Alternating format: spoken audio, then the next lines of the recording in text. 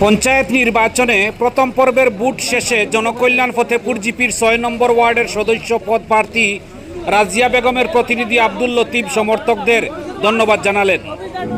Janakalyan Fatehpur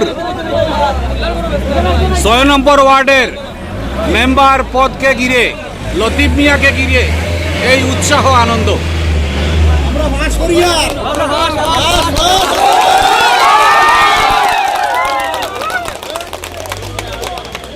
ward member পদে আব্দুল লতিফ মিয়াকে নিয়ে এইসব উৎসাহ আনন্দ।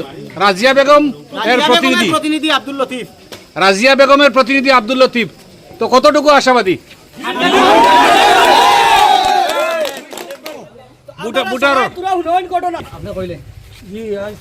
আজকে যে সকাল প্রায় 4 ঘটিকা থাকি বিকাল 7 ঘটিকা পর্যন্ত আমার লাগি যে আমার গ্রামত এবং বদলবাংরা খাটিয়ালা জুরকান্দির মানুষে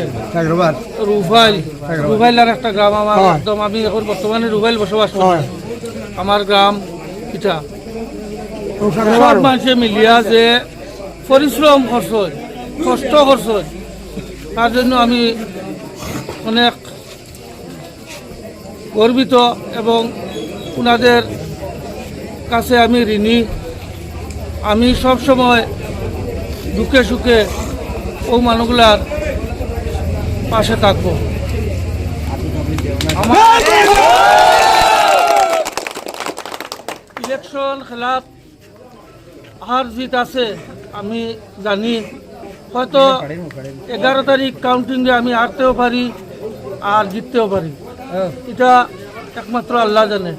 কিন্তু আমার যে সমর্থকরা যেভাবে পরিশ্রম করছে তার জন্য সবারে আমি আমার অন্তঃস্থল থেকে ধন্যবাদ জ্ঞাপন করছি।